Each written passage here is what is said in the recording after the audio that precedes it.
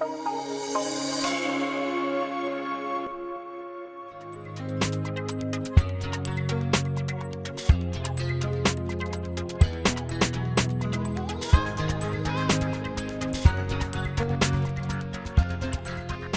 people, welcome to another episode of the House of the Potter. If you are just joining us for the first time, the House of the Potter is a place where we rub minds together and discuss life issues, and where the Potter himself helps to transform our life. On today's episode, we have a special guest, and I know we have a special guest in the middle, and you are used to our other faces, myself and my sister. And on today's episode, we shall be discussing something great. It's something that people pass through every time. And it's unfortunate that a lot of times people don't like to discuss this issue. And I have the privilege to present our visitor. She's someone I've known for almost 3 years now. She's no other person than Professor Judy Wayama. Please, do you want to introduce yourself to the audience? Yeah, I'm so excited to be part of this episode. I mean, I am honored, actually. My name is Judy. They call me Dr. Judy, Professor Judy. But I'm just so excited to be a part of this. I thank you, Mr. Joseph. Thank you, Comfort. Yeah. So on today's episode, we have, it's going to go this way. So we have questions for Prof, and she's going to be responding to our questions. So I'm going to start with to ask her about the definition of depression. Mm-hmm. She's going to tell us what depression is, and we start from there. Okay. Okay, Prof, over to you. Yeah, so depression is considered mental illness. And really, it's a set of mood swings where you're low, you're high, and sometimes you can't function, especially with very depressive symptoms. So I don't want to go into defining what major depression is, but it's really a set of, just mood swings, and it emanates from the brain, not connecting with your world, so you're unable to function. I'll leave it at that. Yeah. Okay. Mm-hmm. So people have different notions. They have different myths about depression. Mm-hmm. Can you tell us about that?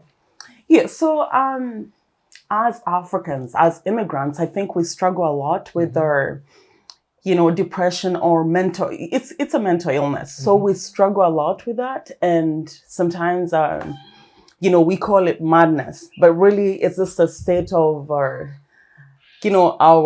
chemical imbalance. So I'd say it's a disease just like any other disease, and we have to tackle it head on.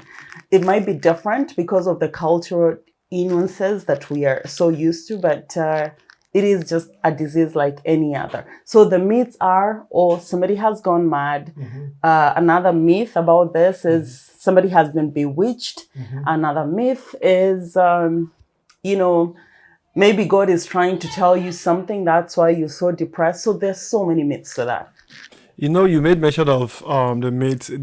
There's this one you mentioned about being bewitched, and I know that one is very common in Africa, whereby when you see people depressed, people don't want to associate with you. They say, "Oh, this person is not okay," and even sometimes people tend to stone them. Which I really resonate with what you just said. Yes. So, and I think that hasn't changed much here, because we still have that mindset of, we came from Africa. I mean, you should be okay. You should be stoic. With depression, I think we've not had a way to treat it or really diagnose it in Africa because, like Joseph was saying, you can be stoned because people think you've been bewitched.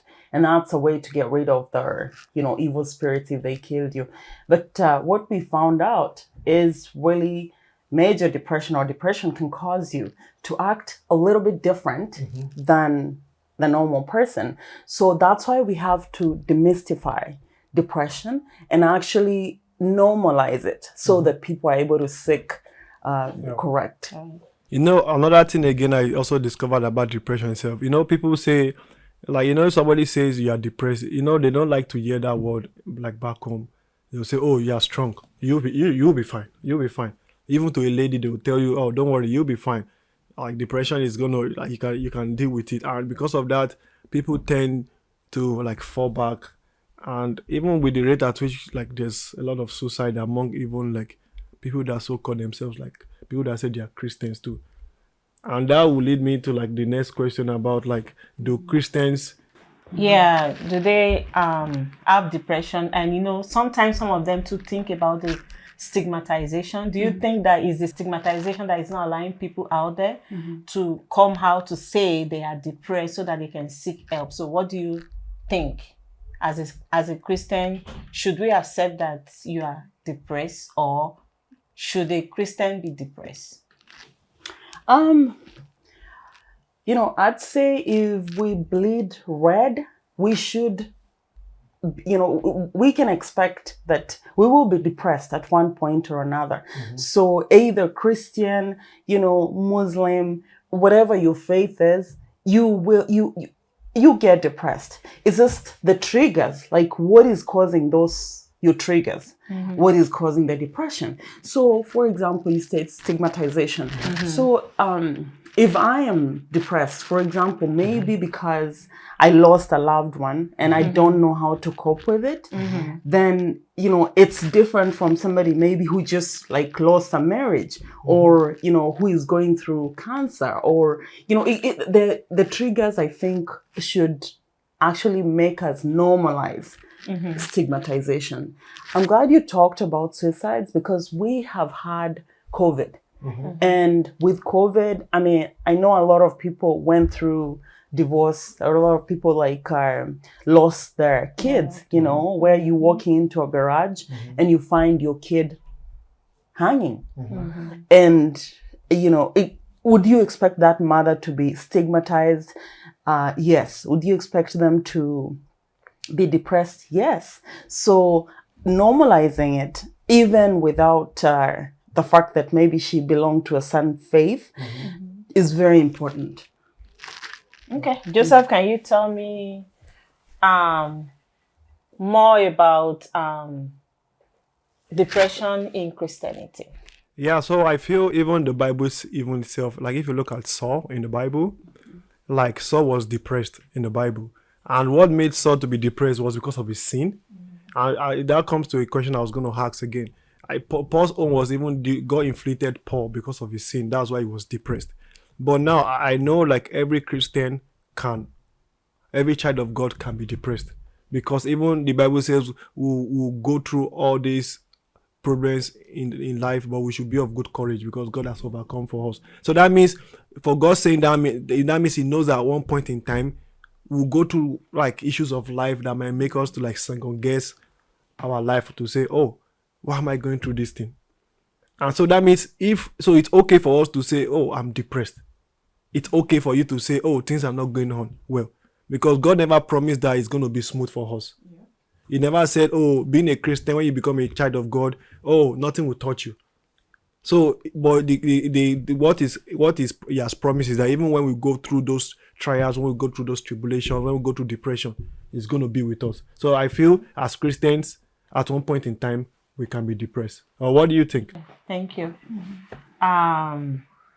Yes, at any point in time, be it Christian, Muslim, everybody can be depressed.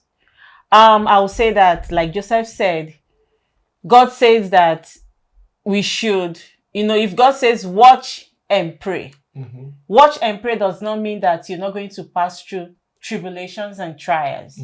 So He knows that we're going to pass through it. That's why He's telling us to watch and pray. So when it comes, what are the things that we need to do? I know it's not easy to see someone to be depressed, but I'm not going to go in depth on that now because we're still moving forward on it. So I'll ask Prof another question. How do we overcome depression? Let's go with signs of depression before we go back to how we can overcome depression. Then we can discuss a lot of things about that. Yeah. Yes.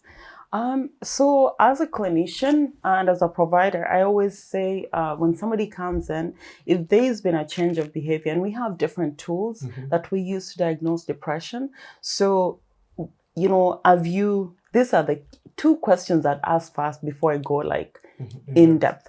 So I'd ask, of how you had a change of behavior in the last 2 weeks. Are you sleeping enough? So sleeping enough, or you're up. Then if the answer to those questions is yes, then I'd go on to ask, are you eating like you were eating before, or are you excessively eating? I'd ask them about maybe their like interaction with other people. I'd ask them about their libido. Is that low? I'd ask them about things that they've been doing. Like if you were interacting with your friends, you're going out to church, did you stop doing that? What pleasures you? Like what helps you overcome things? Maybe if you are exercising like twice a day, not twice a day, sorry, I mean that's over excessive. But if you're exercising and all of a sudden like you've lost interest in the things you were doing, then I would be concerned. And just are people around you complaining that, you're withdrawing, and really withdrawing even in the winter is, just saying, hey, you guys, Especially Minnesota. Minnesota, yeah, you're saying, you go ahead, just go do whatever you need to do. Are you oversleeping or not wanting to, just having no interest in doing things? That's a major big one. And then of course, there are things that come like down the line, but those are the questions I'd be asking. And most of the time then, if you know the person, and that's why I love to see patients that I've interacted with for a long time, because then you can see a change in somebody. Yeah. Yeah, thank you, Prof. Yes, like I know, like some of the patients that I've worked with, when they are depressed, they don't even come out of their room. They oversleep for long. They won't ask for their medication, nor even ask for food. So all those things, when you see things like things that you love to do and you are withdrawing from those things, you don't have pleasure, you don't have, you don't have that feeling for those things any longer. Like what Prof just said is depression. So Prof, all those things you said, thank you very much. We would like you to also tell us about the how we can overcome depression. So I tell you, it's difficult because a lot of our immigrant sisters and brothers, mothers, anytime you mention a medication, they will tell you, under no circumstance am I taking that medication. We have a lot of medications that can help uplift the moods, because really it's the mood that is affected, and those medications have been proven to work. But one thing I'd say is, first and foremost, is identifying that trigger. What is depressing you? And then we can go to exercise, meeting with friends, just trying to get you back to the baseline. And I always say this, we don't do well with medications. And the reason we don't do well with medications is because we are not used to taking medications, unless it's diabetes or hypertension. I mean, you cannot convince African to like, what kind of poison is that? Yeah. So exercise, going out and meeting people, getting involved with a group, a church group, and then just, trying to get back out there.